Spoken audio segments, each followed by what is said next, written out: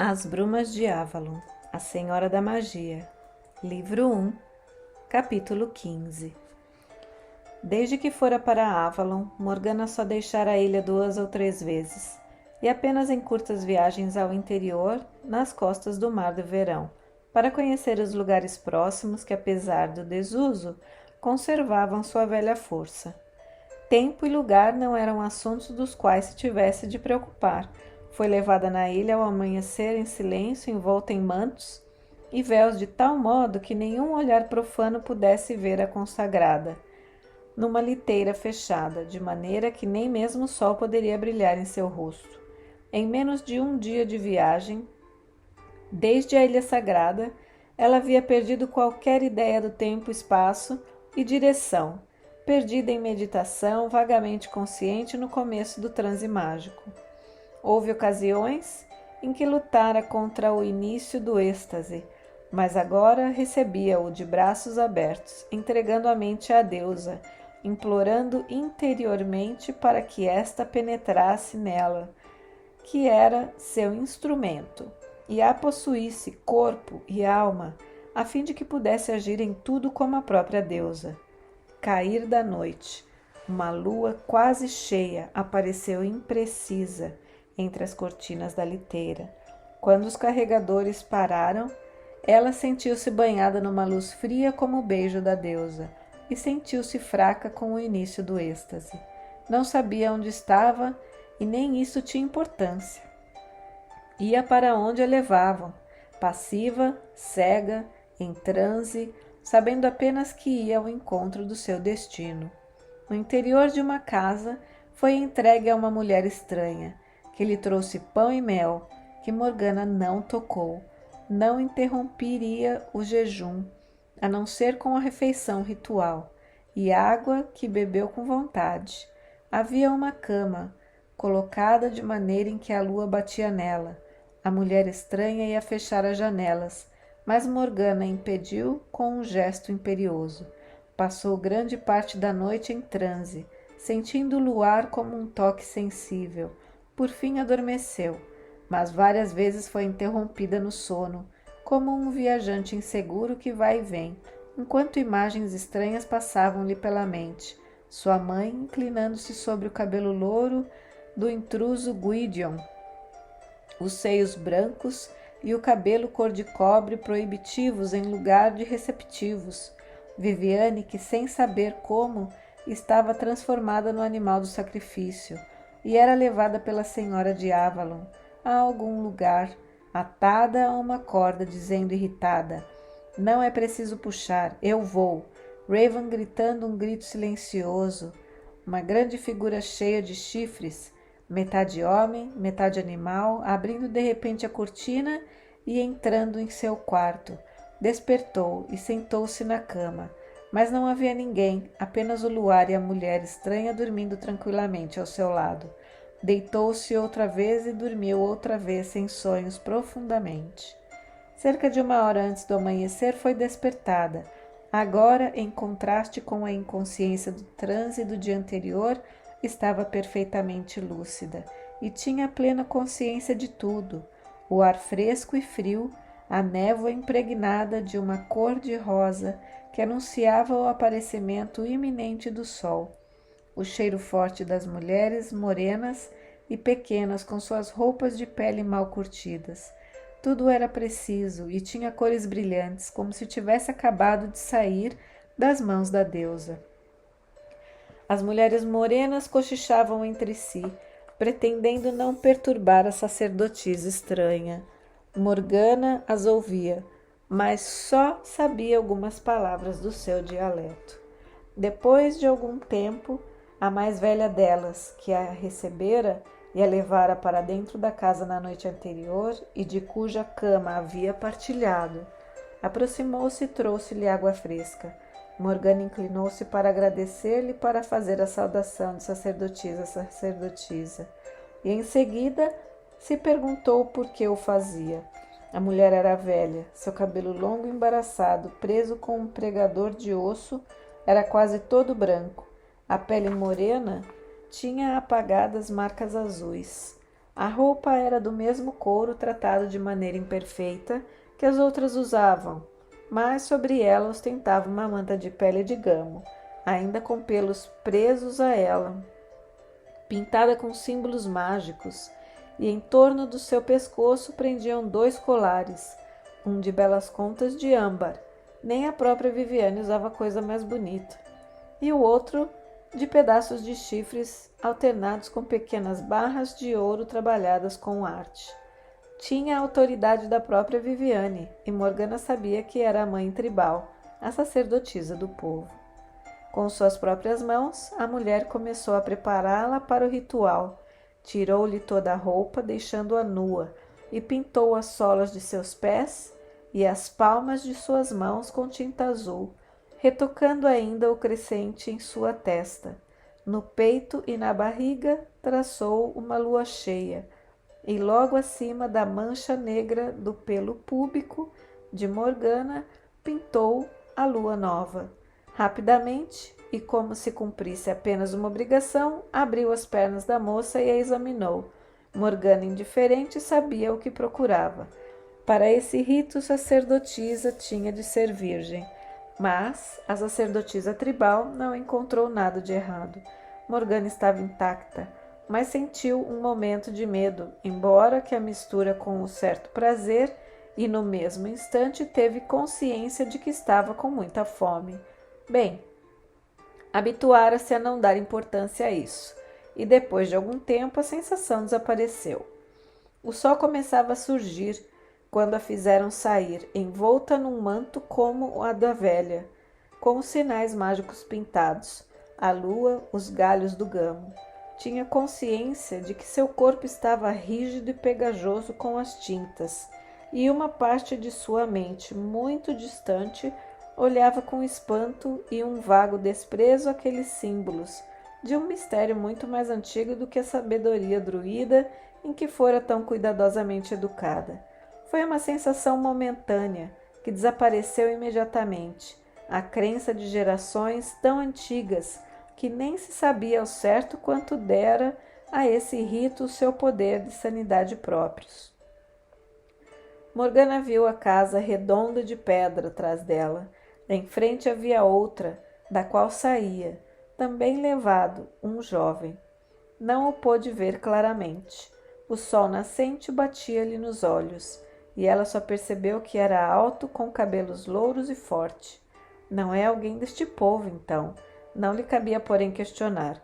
Os homens da tribo, sobretudo, um velho com os músculos crescidos de um ferreiro, escuro como a sua própria forja, pintavam o corpo do moço, de alto a baixo, com a tinta azul, cobrindo-o com um manto de peles cruas, não curtidas, e espalhando pelo seu corpo a gordura de gamo.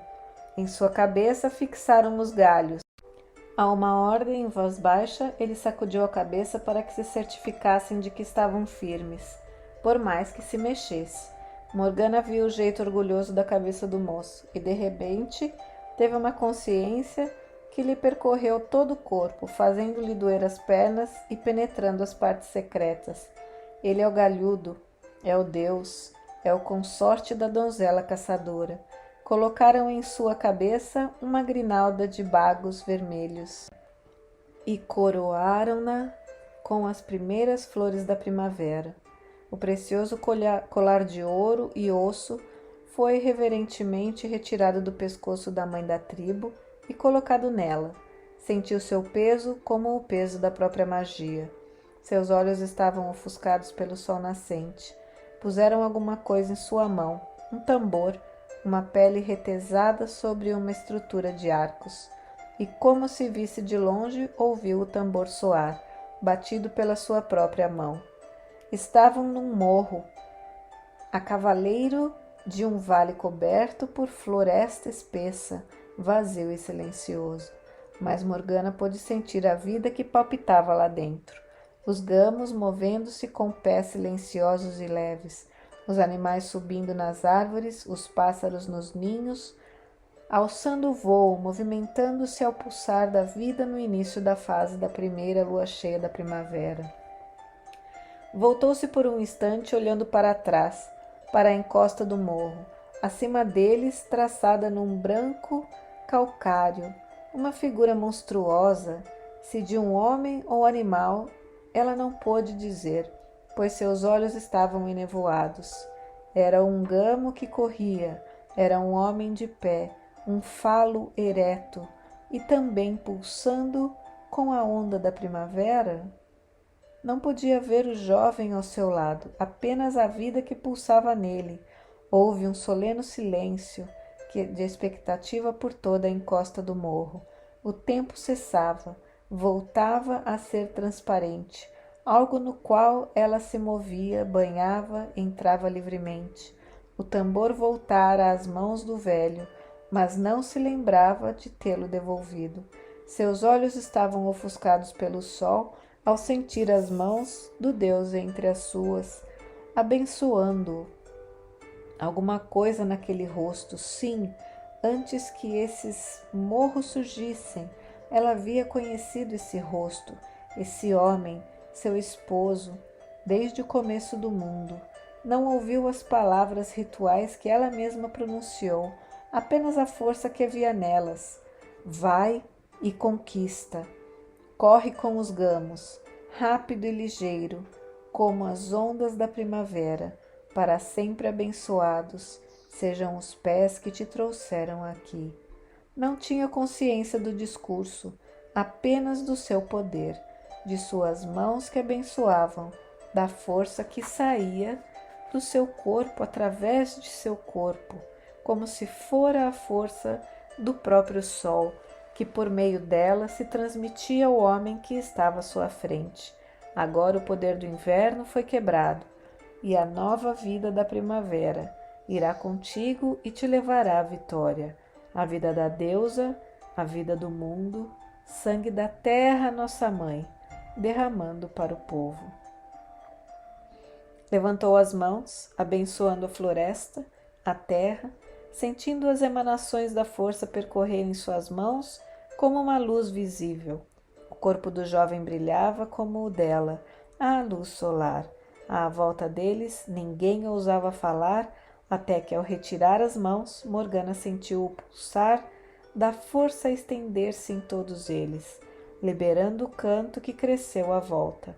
Não podia ouvir as palavras, apenas o tambor da força que soava junto com elas. A vida surge na primavera, os gamos correm na floresta, e nossa vida corre com eles. O gamo rei do mundo os derrubará.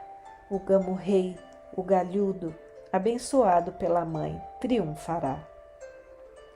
Ela sentiu-se levada à última nota de tensão, como um arco retesado, pleno de flecha, de poder que deve ser liberada. Tocou o galhudo, liberando o poder, e quando este os percorreu a ambos, partiram, correndo como o vento morro abaixo, correndo como se as próprias ondas da primavera os levassem. Atrás deles, sentindo o poder deixá-la, Morgana caiu e ficou silenciosa sobre a terra, cuja umidade fria penetrou-lhe o corpo. Mas não tinha consciência, estava em transe da visão. Ficou deitada como se estivesse sem vida, mas uma parte sua corria com eles.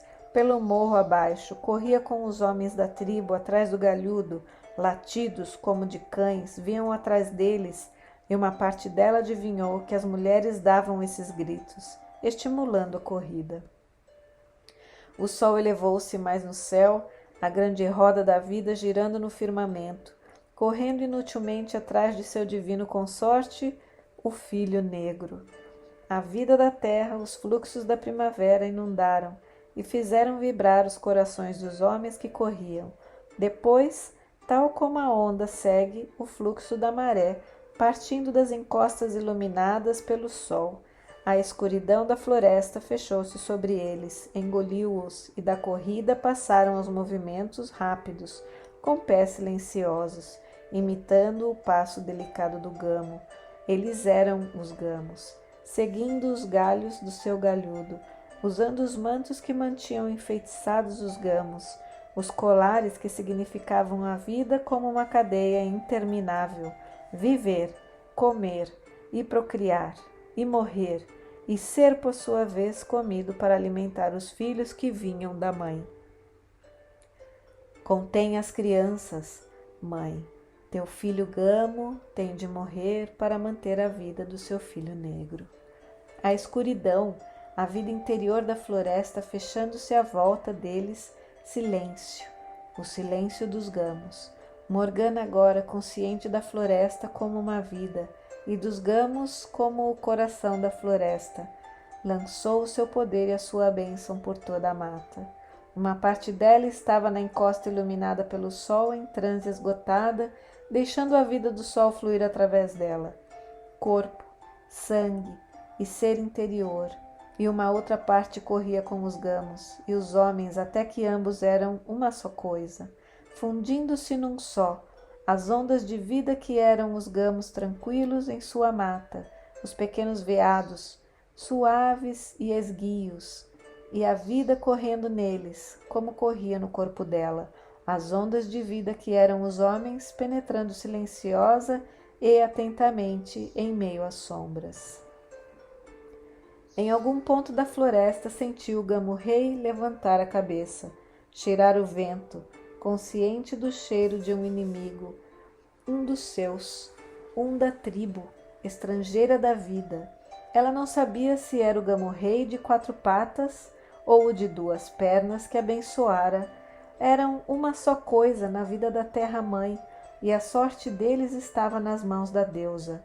Galhos responderam à provocação dos galhos, a respiração ofegante adquirindo o fogo da floresta, buscando em estranho uma presa, um predador, um rival, onde não podia haver nenhum.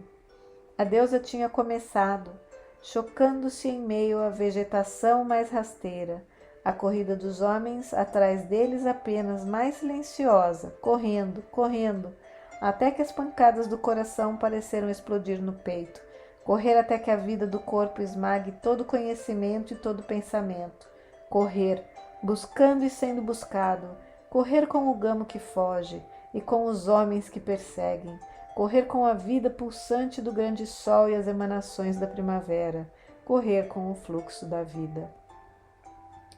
Imóvel, o rosto comprido da terra, comprimido por ela, e o sol queimando-lhe as costas, o tempo arrastando-se e correndo sucessivamente. Morgana começou a ver, e de muito longe parecia ter visto isto antes numa visão, alguma vez em algum lugar, há muito tempo. O jovem alto e forte, segurando sua faca, caindo entre os gamos, entre os cascos dilacerantes. Sabia que gritara em voz alta e ao mesmo tempo sabia que o seu grito correu por toda parte de modo que até mesmo o gamo-rei estacou em meio à carga. Apavorado, ouvindo-o, houve um momento em que tudo parou e naquele silêncio terrível viu que ele se punha de pé, ofegante, atacando com a cabeça baixa, sacudindo os galhos, chocando-se frontalmente com o gamo e entrelaçando seus galhos com os dele, oscilando e lutando com as suas mãos fortes e corpo jovem. Uma faca faiscou no momento ascendente, o sangue derramou sobre a terra e também ele sangrava.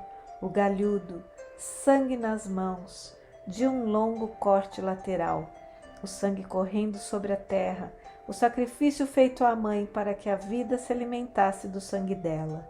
E então o sangue do gamo-rei jorrou sobre ele num jato, quando sua lâmina encontrou o coração, e os homens à volta dele correram com as suas lanças. Viu que o traziam de volta, coberto com o sangue do seu gêmeo, o rival, o gamo-rei. À sua volta, os homens pequenos e morenos retalhavam as carnes e colocavam o couro cru, quente sobre seus ombros. Voltaram em triunfo, fogueiras acendendo-se na escuridão que se acentuava, e quando as mulheres levantaram Morgana, esta viu sem surpresa que o sol se punha, e tropeçou, como se também ela tivesse corrido durante todo o dia com a caçada e os gamos. Coroaram-na novamente com o vermelho do triunfo. O galhudo foi trazido para junto dela, sangrando, e ela o abençoou e marcou sua testa com o sangue do gamo. A cabeça foi cortada com os galhos que derrubariam o próximo gamo-rei. Os galhos que o galhudo usara hoje, quebrados e fragmentados, foram lançados ao fogo. Espalhou-se pelo ar, logo depois um cheiro de carne queimada, e ela se perguntou se seria carne de homem ou de gamo. Sentaram-nos lado a lado e trouxeram-lhes as primeiras carnes, ainda pingando sangue, assim como as gorduras. Morgana sentiu a cabeça girando, o gosto forte da carne dominando-a depois de seu prolongado jejum. Teve medo, por um momento, que o enjoo voltasse. Ao seu lado ela comia vorazmente e observou à luz da fogueira que as suas mãos eram belas e fortes, e piscou vendo, num estranho momento de dupla visão de serpentes, enroscavam-se naquelas mãos e depois desapareceram novamente. À volta deles, os homens e mulheres da tribo participavam do banquete ritual, cantando o hino do triunfo, na velha linguagem que Morgana mal compreendia. Ele triunfou, ele matou, o sangue de nossa mãe jorrou sobre a terra, o sangue do Deus foi derramado sobre a terra, e ele se levantará e reinará para sempre. Ele triunfou e triunfará para sempre até o fim do mundo. A velha sacerdotisa, que a pintara e arrumara pela manhã, levou uma copa de prata aos lábios de Morgana, que sentiu a bebida forte arder-lhe a garganta e descer queimando. Fogo, com um forte gosto de mel. Ela já estava bêbada com o sangue da carne. Nos últimos 7 anos, poucas vezes provara carne. Sua cabeça rodava quando as levaram, desnudaram e enfeitaram a sua nudez com novas pinturas e grinaldas, marcando os bicos dos seios e a testa com o sangue do gamo batido. A deusa recebe seu consorte, e ela o matará novamente. Ao fim dos tempos, ela dará à luz ao seu filho negro, que derrubará o gamo-rei. Uma menina, pintada de azul, dos pés à cabeça, e carregando um prato grande, correu pelos campos arados, espalhou gotas negras ao correr, e Morgana ouviu os grandes gritos que a seguiram. Os campos estão abençoados. Dá-nos o alimento, ó nossa mãe. E naquele instante, uma parte do seu ser, zonza, embriagada e mais ou menos desligada do seu corpo, observou friamente que devia estar louca. Ela, uma mulher civilizada e educada, princesa e sacerdotisa da linha real de Avalon, instruída pelos druidas ali, pintada como uma selvagem e cheirando a sangue fresco, suportando aquela pantomina bárbara.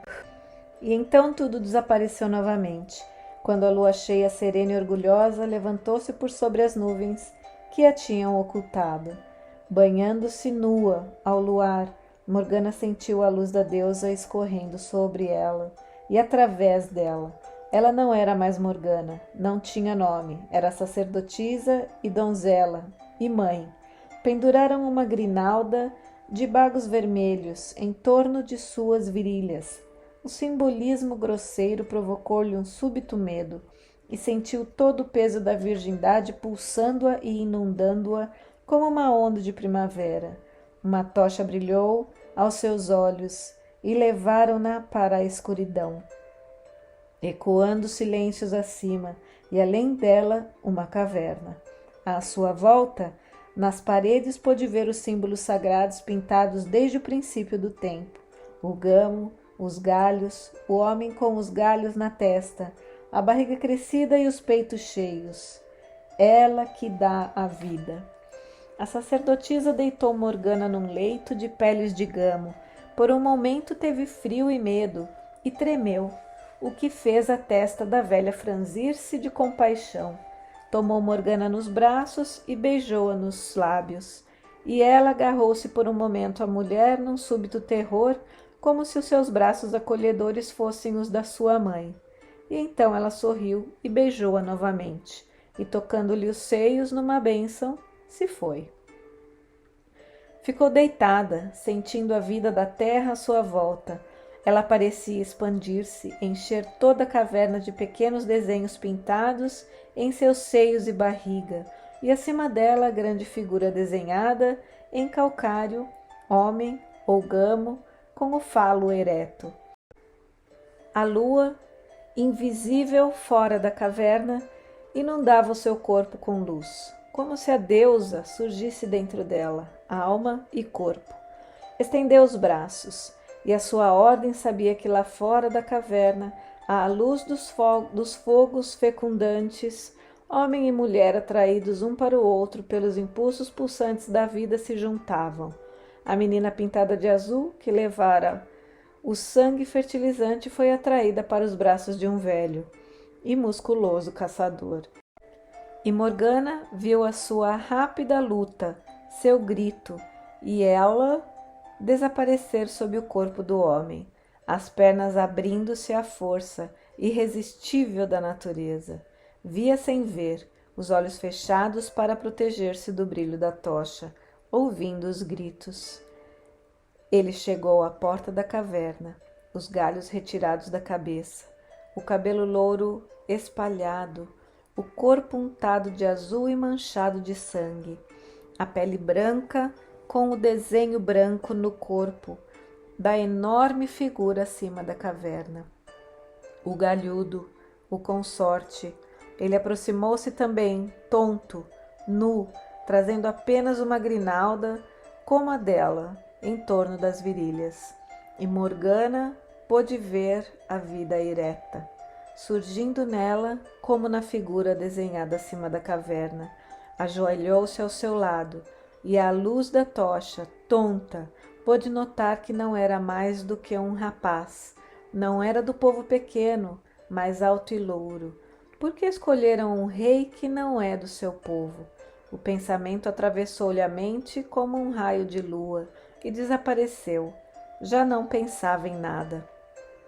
Agora é o momento em que a deusa recebe o galhudo.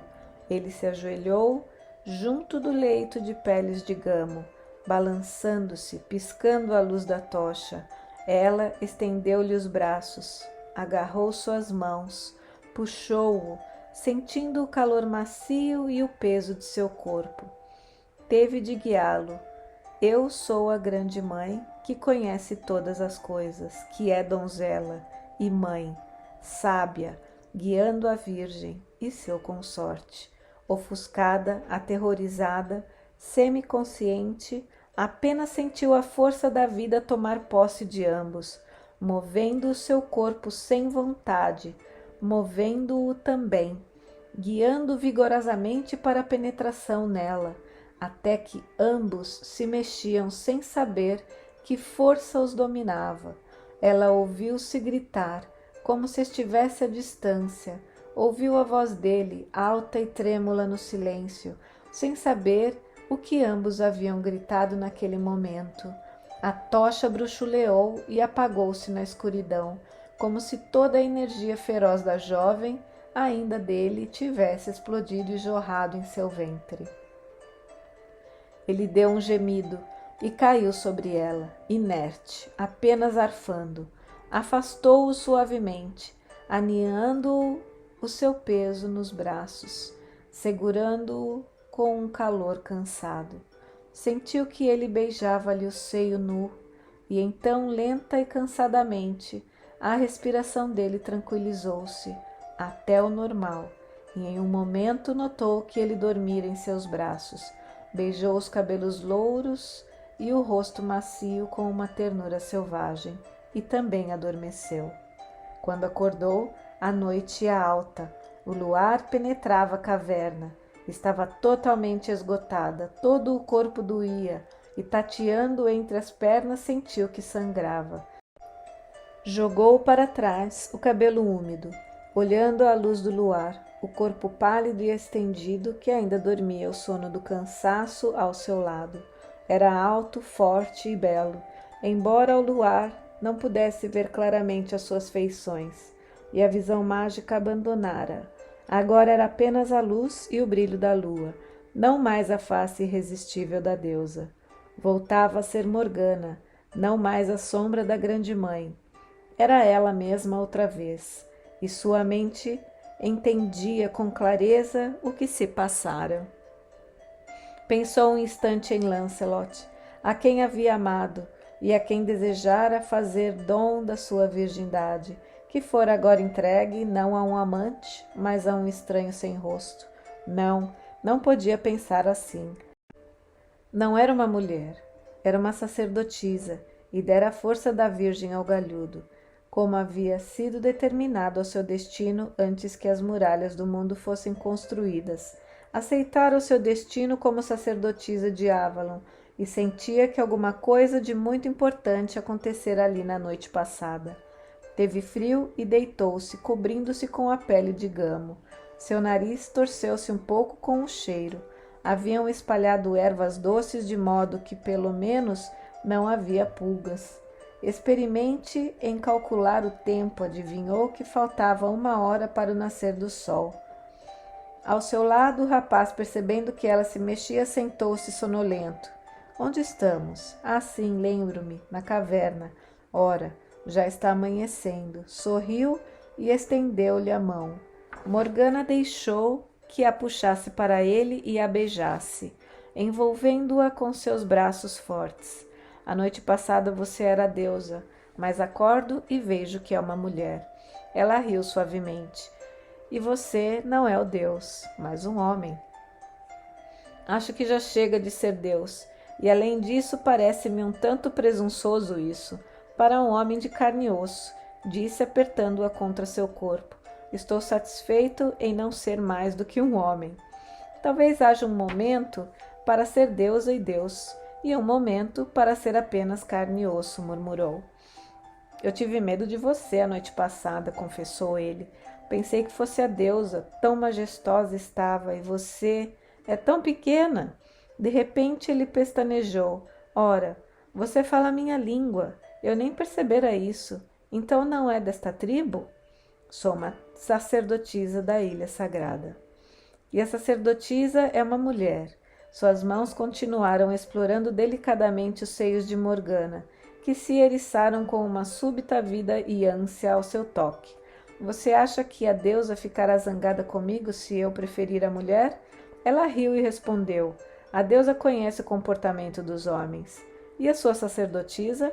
De repente ela sentiu-se tímida. Não, eu não havia conhecido o homem antes. E não fui eu, e sim a deusa. Como o deus e a deusa conheceram o prazer, propôs ele na obscuridade, puxando-a ainda mais para si. Não deveriam o homem e a mulher experimentá-lo também? As mãos tornavam-se mais ousadas, e ela puxou-o para cima de seu corpo. Acho que sim, respondeu. Desta vez, em plena consciência, pôde saborear bem o rapaz e o prazer, a doçura e a dureza, as fortes mãos jovens e a surpreendente delicadeza atrás de sua atitude ousada. Ela riu com satisfação pelo prazer inesperado, abrindo-se totalmente para ele, sentindo também o prazer que lhe proporcionava. Nunca havia sido tão feliz em sua vida. Cansados, ficaram deitados, os membros trançados acariciando-se numa fadiga agradável. Por fim, ante a luz que aumentava, ele suspirou.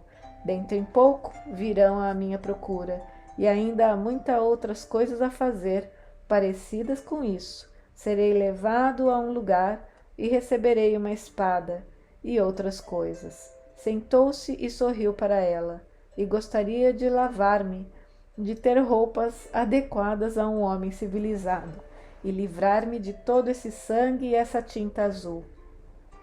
Como tudo passa, ontem à noite eu não senti que estava todo besuntado de sangue. E veja, você também está, coberta com o sangue do gamo, onde me deitei sobre seu corpo. Creio que quando vieram me procurar, vão banhar-me e vestir-me com roupas limpas, disse ela, e o levarão também, para lavar-se no rio. Ele suspirou com melancolia suave e juvenil. A voz ainda estava mudando, e soou como a de um barítono incerto. Como podia ser tão jovem esse gigante que combatera contra o Gamo-rei e o matara com uma faca de pederneira? Não creio que voltarei a encontrá-la, disse ele, pois você é uma sacerdotisa dedicada à deusa. Mas quero dizer-lhe que... E inclinou-se para beijá-la entre os seios. Você foi a primeira. Não importa quantas mulheres eu venha a ter, durante toda a minha vida sempre me lembrarei de você. E a amarei, e a abençoarei. Prometo-lhe isso. Havia lágrimas em seu rosto. Morgana apanhou a roupa e secou-as ternamente, embalando a cabeça do rapaz em seu peito. Com esse gesto, ele pareceu parar de respirar. Sua voz murmurou: "E o que você acaba de fazer? Porque tenho a impressão de que a conheço. Será porque você é a deusa e nela todas as mulheres são apenas uma? Não." Ergueu-se e tomou-lhe o rosto entre as mãos. A luz de cada vez se tornava mais clara. Ela viu as feições juvenis se endurecerem nos traços de um homem, ainda apenas semiconsciente da razão pela qual parecia conhecê-lo. Ouviu o seu grito áspero: "Morgana, você é Morgana! Morgana, minha irmã! Ai, meu Deus, Virgem Maria, o que fizemos?" Ela levou lentamente a mão aos olhos. "Meu irmão?" murmurou. "Ah, deusa, irmão, Gwydion, Arthur", corrigiu ele. Apertou-o nos braços e depois de alguns instantes ele soluçou, ainda agarrado a ela. "Era por isso que eu tinha a impressão de que a conhecia antes mesmo da criação do mundo", chorou ele. "Sempre a amei, e agora, ah, meu Deus, o que fizemos?" "Não chore", consolou ela, com desalento. "Não chore, estamos nas mãos dela, que nos trouxe aqui. Não tem importância, não somos irmãos e irmã aqui, apenas homem e mulher ante a deusa. E eu não te reconheci, meu irmão, meu menino, aquele que dormiu no meu colo como uma criancinha. Morgana, Morgana, eu lhe disse para cuidar do menino, enquanto se afastava, e nos deixava, e ele chorou até dormir nos meus braços. E eu não sabia." "Está tudo bem", repetiu, embalando-o. "Não chore, meu irmão, meu amado, meu pequenino, não chore, está tudo bem." Mas, mesmo ao acalentá-lo, o desespero tomava conta dela. "Por que nos fizeste isso, grande mãe, senhora, por quê?" E não sabia se estava falando com Viviane ou com a deusa.